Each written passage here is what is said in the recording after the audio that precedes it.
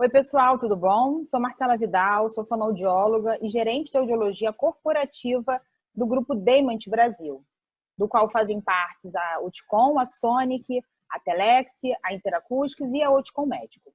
Hoje, a gente dá início ao nosso bate-papo com o especialista da nossa série Diagnóstico em Pauta da Interacústicos.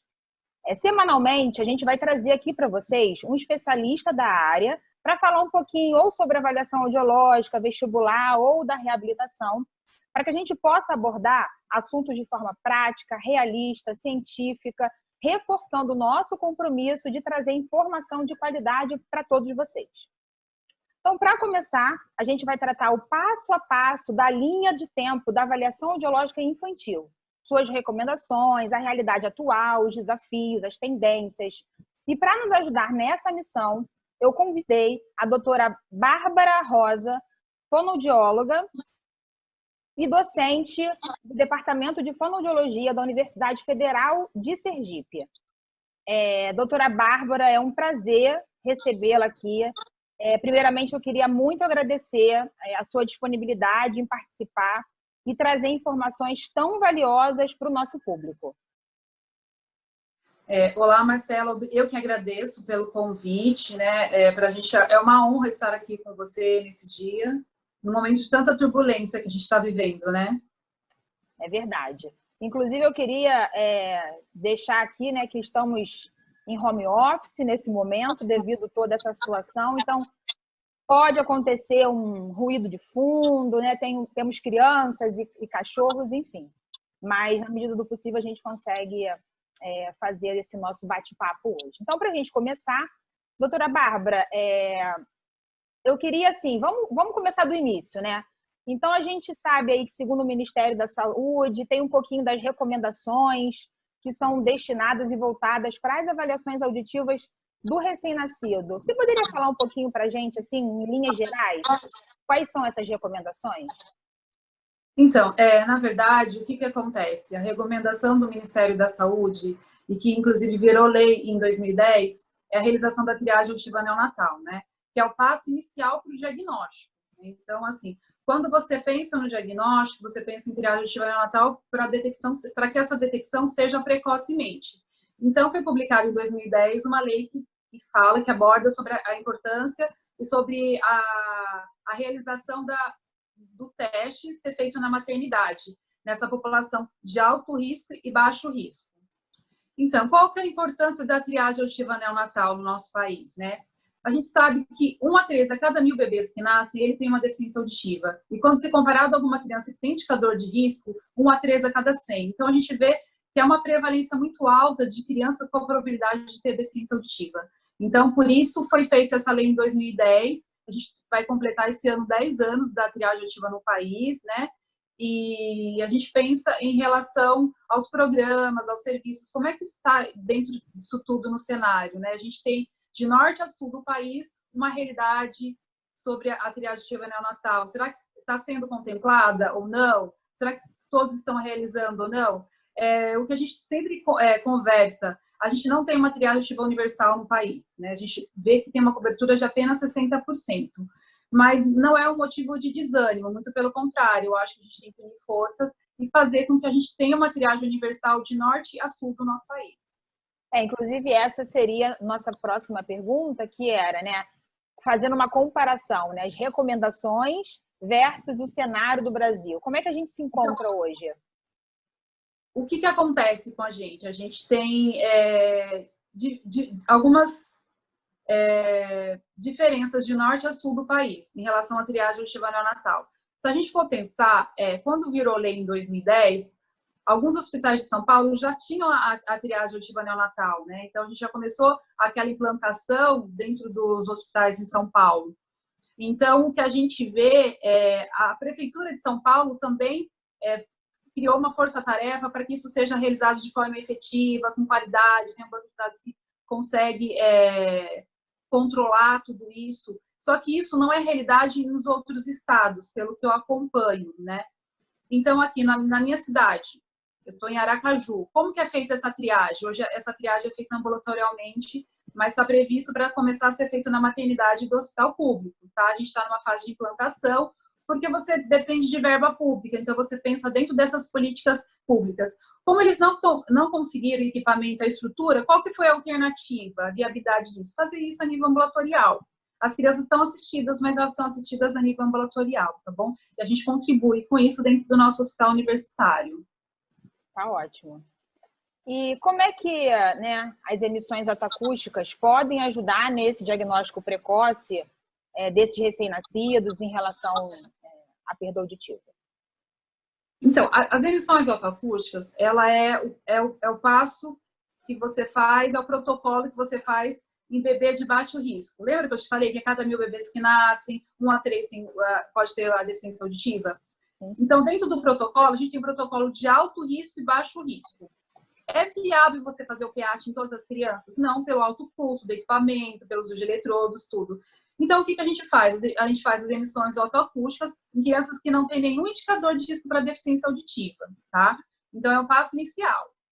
Se deu presença de resposta, a gente libera essa criança e orienta em relação ao desenvolvimento de audição e linguagem, tá bom? Se fosse um bebê que tivesse um indicador de risco para deficiência auditiva, a gente utilizaria o potencial evocado auditivo automático nessa população, tá bom? Porque ele avalia a parte retrococlear do bebê. Entendi. E no caso de um resultado duvidoso, ou uma falha na primeira avaliação, como é que a gente deve proceder? O que deve ser feito? Então, na verdade, a gente tem os protocolos dentro da triagem auditiva neonatal, né? Então, assim, o bebê veio, o bebê está lá na maternidade, ele realizou as emissões autoacústicas, deu falha, ele retorna depois de 15 dias para realizar esse exame de novo, tá? Se é um bebê que tem um risco, que está na UTI, o que ele faz? Logo de início, ele já faz o potencial evocado auditivo automático. Se ele falhou, ele já é encaminhado automaticamente para o diagnóstico audiológico infantil, tá? E é onde tem toda a bateria de exame audiológico. Emissões autoacústica, potencial evocado auditivo, de curta latência, as frequências específicas, a imitanciometria com sonda de Mil, e aí ele entra dentro de um processo de avaliação. Se esse bebê que veio no reteste depois de 15 dias e passar nas emissões, ele tem liberação, tá? Então, são 2 protocolos que eu tenho. Eu tenho protocolo para alto risco e baixo risco. Alto risco sempre vai ser o PEAT, falhou, você encaminha para o diagnóstico. Se eu tenho bebê de baixo risco, eu tenho emissões, falhou, eu tenho o reteste de 15 dias, deu normal, você acaba liberando essa criança e orientando os pais em relação ao desenvolvimento de audição e linguagem. E a gente sabe que esse resultado ele pode ser duvidoso, né, devido a algumas situações encontradas na orelha média. Como é que a gente pode minimizar essa necessidade de reteste nessas situações? Então, na verdade, o que acontece? A gente tem a timpanometria de banda larga, que é um exame rápido, efetivo, tá? E tem até um estudo de KF 2000, que foi o primeiro estudo publicado, com 4.000 orelhas, e ele já recomenda, desde 2000, a utilização disso dentro do protocolo de triagem auditiva neonatal, tá? Então, a gente vê como um dos exames a ser realizado, sim, na maternidade. Quando eu falei em protocolo anteriormente, a gente pode ter um protocolo dentro da maternidade, assim, eu tenho as emissões autoacústicas. A criança falhou, eu posso fazer a timpanometria nela, para a gente ver como é que está a orelha média dela. Será que tem a presença do vérnix ou não? Só que lembrando que as crianças abaixo de 6 meses, ela tem que ter um estímulo, ela tem que ter um estímulo de uma sonda de Mil, né? Então, você recomenda o quê? Alta frequência. E quando você vai pensar na banda larga em si, o que acontece com a banda larga? Qual que é o diferencial dele, né? Ele abrange 226 a 8.000, certo? É uma medida precisa, específica, então ela tem uma alta sensibilidade e especificidade, que para essa população infantil é muito importante, né? Então, ele é menos sensível ao ruído, que eu acho que é um grande diferencial dele, né? Para a gente que está ali com o bebê, está fazendo exames, o bebê está sugando, está mamando, então ruído para a gente é uma coisa que complica, né?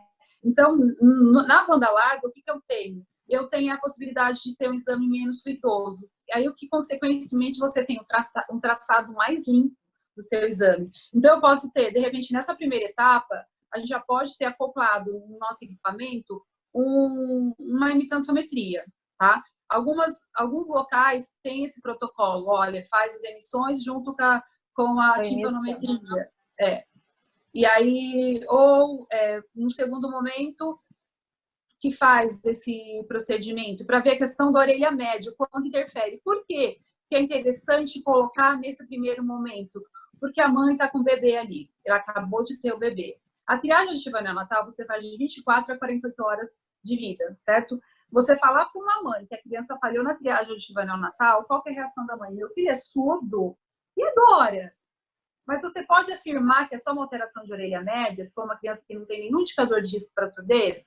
Como que você vai afirmar? Você fala, ó, realmente, pode ser a possibilidade de um velho, depois de 15 dias pode dar uma resposta dentro da normalidade. Mas se você tiver, dentro do seu protocolo, um exame, uma timpanometria para fazer nessa criança, você vai poder falar para a mãe, olha, eu acabei de fazer um outro exame nessa criança e realmente comprovou que essa criança tem uma alteração de orelha média, tudo, até porque você tem uma ferramenta, uma medida objetiva ali para poder estar falando para a mãe, né? Então você vai estar falando uma propriedade, porque o que acontece com as mães? As mães entram em pânico quando você fala para elas que a criança falhou na triagem auditiva. Elas pensam, nossa, meu filho é surdo, e agora? O que eu vou fazer? Então o coração dela fica na mão 15 dias até ela voltar com você no reteste, né? Se então, você já tem se você já tem ali uma outra possibilidade para descartar, ou, enfim, né, que vai colaborar para algum tipo de possível diagnóstico, para essa família, para essa mãe, é importante, né? Com certeza, é muito importante. Então, na verdade, você consegue ter no seu equipamento um módulo de emissões, imitanciometria e o potencial evocado. Então, assim, você tem na mesma plataforma, você está ali, o equipamento está ali, e você tem essa possibilidade de fazer. Então, eu acho que quem tem, deveria aderir a esse protocolo, tá? Até porque isso é coberto pelo convênio, é um procedimento coberto pelo convênio, e no SUS também tem a cobertura, né? Então, eu usaria dentro da rotina do programa de triagem auditiva neonatal, porque quando você fala em triagem auditiva neonatal, você tem que falar em programa, né? Então, como você fala em triagem, você fala em todo esse processo. Como é que funciona? Se a criança falhou na triagem auditiva neonatal, ela vai para o diagnóstico. Esse diagnóstico tem que ser um diagnóstico efetivo com uma bateria de exames. Vai ser até abordado posteriormente com os outros colegas nas entrevistas posteriores. Qual que é o objetivo final disso tudo? É a reabilitação auditiva. Então, quanto melhor for o seu protocolo, quanto mais efetivo for o seu protocolo, melhor vai ser para essa criança. Porque o nosso objetivo final, o que é? O diagnóstico precoce, a reabilitação precocemente dessa criança, né? Então, a gente tem que tomar bastante cuidado quando a gente está dentro de um programa de triagem auditiva neonatal, qual é o protocolo que eu vou utilizar e por que eu vou utilizar, né? Então, eu acho que isso é muito importante. Então, desde 2000 já é falado essa questão de você usar a banda larga. O Joint já recomendou, em 2019, ele também aborda sobre essa questão da banda larga. Ele fala das novas tecnologias, ele fala dessa possibilidade da utilização. Então, a gente tem que ter o pensar, né? Então, a gente está o quê? Há 20 anos já falando sobre isso, porque o primeiro artigo foi em 2000, né? Então, se passaram 20 anos, será que não está numa hora de mudança? Exatamente, né? Pensar fora da caixa e utilizar as ferramentas que a gente tem para melhorar todo esse processo, né? Como você fala, não só na triagem do teste da orelhinha, né? Mas pensando em todas as avaliações que podem contribuir para que a gente tenha uma assertividade e pensar no prognóstico dessa criança lá na frente, né? E o quanto antes, né? E o quanto antes. Que a realidade ainda não é quem está na ponta da reabilitação, né? Da protetização, já melhorou muito, mas ainda não é uma realidade a vinda dessas crianças numa idade tão fundamental para o desenvolvimento de fala e linguagem delas, né? Então, no meu mestrado, eu estudei um pouquinho essa população de alto risco, né? Então, foram quase 700 bebês. O que a gente observou? A gente tinha uma população que fazia a triagem no nosso ambulatório, 398, e 284 que fazia no hospital. Era tudo população de alto risco. Quando você tem todo o processo integrado, a mesma equipe faz a triagem, o diagnóstico e a reabilitação, você consegue fazer o diagnóstico e reabilitação precocemente. Mas tem que estar integrado. Não pode ser. Até porque tem que ter a adesão da família, essa criança se perde. Enfim, é bastante complexo. Por isso que eu falo em processo, em programa de triagem auditiva neonatal. Ele tem que ser efetivo, né? O George ele já fala desses indicadores de qualidade. Tem que ser feito, mas tem que ser feito com qualidade, tem que ter cobertura, tem que pensar na calibração desses equipamentos também, tem que fazer calibração anual deles, né? Tem os novos estímulos que são mais rápidos, também são efetivos, tem várias pesquisas publicadas em relação a isso. Então, a gente tem que começar a utilizar, né? A gente tem que sair um pouco da caixinha, né? Porque o protocolo padrão, o que é? Emissões e PEAT. Por que você não coloca a timpanometria junto com essas emissões? Já não observa essa questão do bebê já na maternidade? Se você tem a possibilidade, se você tem um equipamento que é capaz de fazer tudo isso, isso é muito mais fácil, é viável, né? Porque você já está com a criança. E é um exame muito rápido de ser feito, demora segundos. É verdade. E para a gente finalizar o nosso bate-papo, né? Queria saber um pouquinho de você, assim, quais são os principais desafios, que a gente acabou falando um pouquinho até, né? Mas quais são os principais desafios da triagem auditiva neonatal universal? E como é que a gente pode ultrapassar, né, esses desafios, esses obstáculos?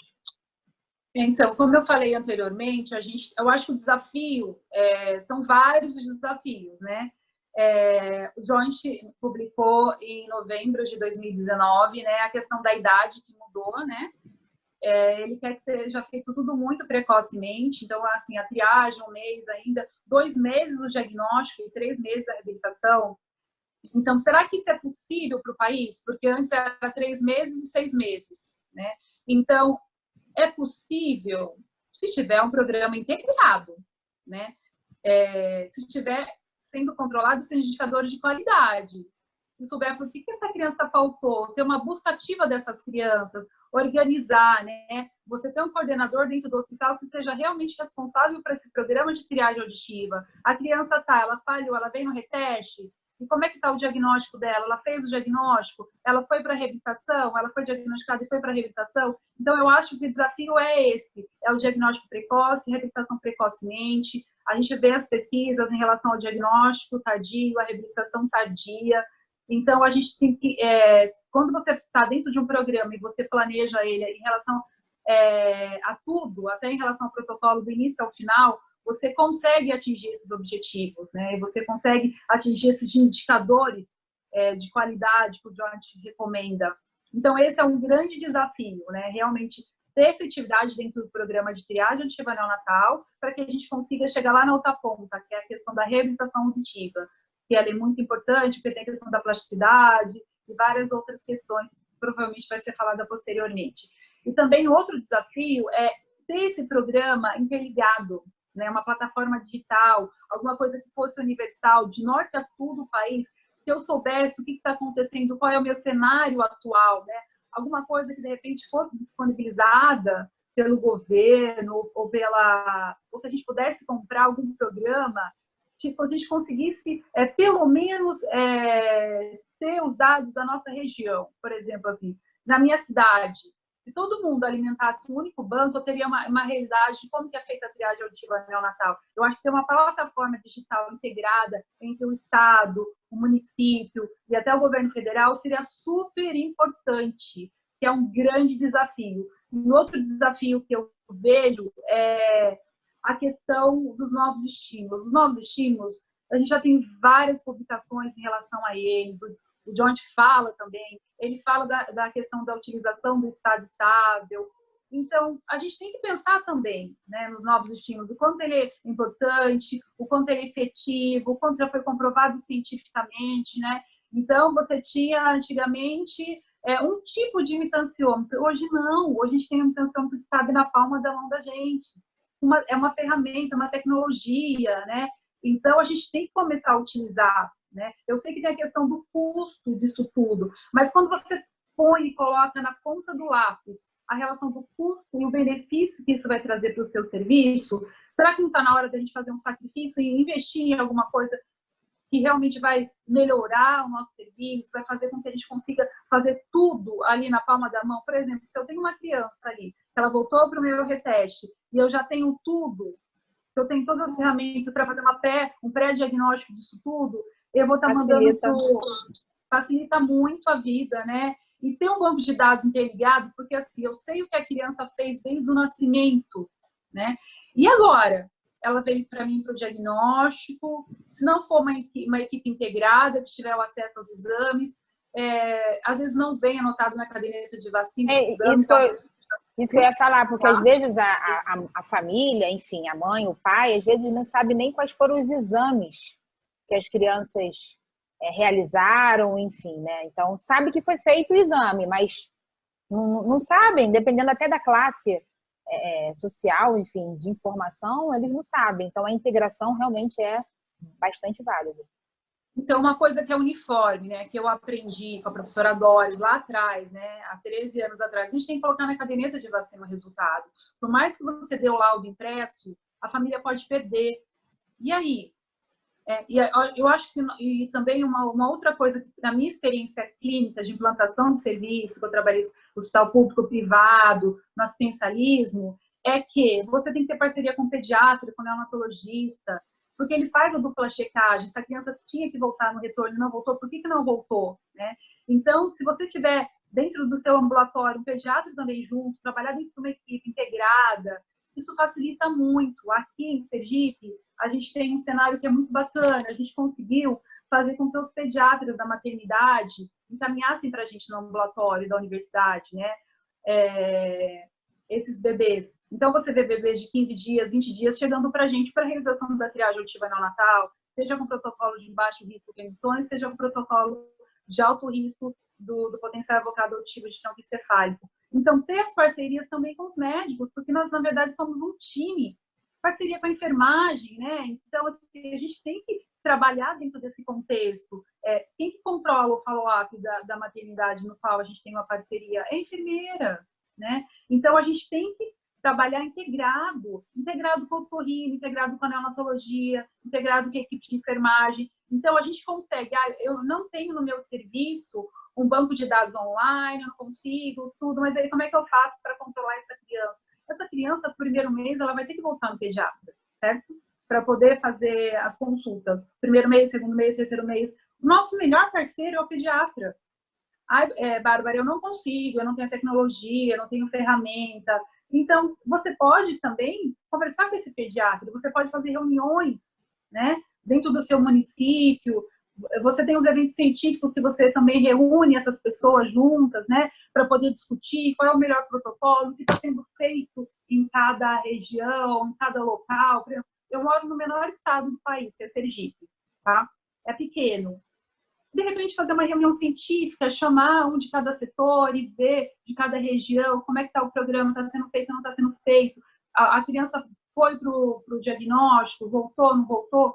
Então, a gente tem que ter uma integração também, não só com os médicos, mas também com a gestão do município, com a gestão estadual, e mostrar a importância disso, e mostrar a relevância disso para o município, para o Estado, em relação ao programa de triagem auditiva neonatal. Eu acho que, então, é um time, né? Ninguém trabalha sozinho, o trabalho não é isolado.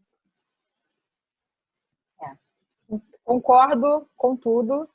E você tocou no assunto da caderneta de vacinação, né? Só curiosidade, quando eu tive meu filho, foi feito o teste da orelhinha. Na verdade, perguntaram se eu tinha interesse de realizar o teste, foi feito e não veio anotado na caderneta, né? Quem fez a anotação fui eu, né? Então, até quando eu levei na pediatra, a pediatra, inclusive, falou assim, nossa, esse é o tipo de informação que dificilmente eu recebo na caderneta. Eu falei, porque talvez porque a mãe dele seja fonoaudióloga, né? Então tem uma preocupação. Mas isso é fundamental. E essa integração, esse multidisciplinar também é muito importante. Porque, na verdade, o que tem na caderneta de vacina? É que, às vezes, o que acontece? Falta essa caderneta, eles dão uma outra caderneta para o sujeito, né? Que é aquela filepinha, né? Que é pequenininho, né? Você escreve, já acaba o espaço. Mas eu escrevo naquela caderneta. Eu tenho o costume de escrever. Sim. Porque na caderneta de vacina, o que tem da criança? É um documento da criança. Ela tem a vacinação, ela se foi feito o teste do olhinho ou não, tá o peso, tá tudo. Então, é um checklist que o pediatra tem. Então, ele vai olhar a caderneta de vacina, né? Então, é importante que seja colocado na caderneta de vacina. Você quer imprimir exame? Você também pode imprimir esse exame, pode dar o laudo para a mãe. Mas é importante, o pediatra, quando ele bate o olho, é mais fácil para ele pegar algo que já está preenchido dentro dos outros exames, um abaixo do outro, né? Do que pegar alguns exames separados, a criança e a mãe pode perder esse exame, né? Sim, no meio do percurso. É verdade. Doutora Bárbara, queria muito agradecer mais uma vez a sua participação, a sua disponibilidade, trazer conteúdo e informações tão valiosas e de interesse, né, para aqueles profissionais que trabalham no processo, como você mesma diz, né? Não só na parte da triagem, mas pensando no processo como um todo. Então, em nome da Interacústicos, em nome do Grupo Deimant Brasil, eu queria muito agradecer a sua participação, mais uma vez, a sua disponibilidade. Eu que agradeço, né, pelo convite, né, eu gostei bastante, é um tema que eu gosto muito de falar. Eu separei alguns materiais, alguns artigos para você estar disponibilizando, pessoal, tá bom? E se alguém tiver alguma dúvida, pode me mandar e-mail, barbaracsrosa@yahoo.com.br. Estou à disposição para qualquer pergunta, para qualquer questionamento. Bárbara, como é que eu faço para montar um programa? Como é que eu vejo a efetividade dele? Qual a dica? Algumas outras coisas que não foram abordadas aqui dentro dessa entrevista, desse bate-papo que nós tivemos no dia de hoje, eu estou à disposição de vocês. Eu agradeço mais uma vez. E você que está nos assistindo, espero que vocês tenham gostado. E na próxima semana a gente vem aí com mais um bate-papo com um especialista da nossa série Diagnóstico em Pauta da Interacústicos. Obrigada.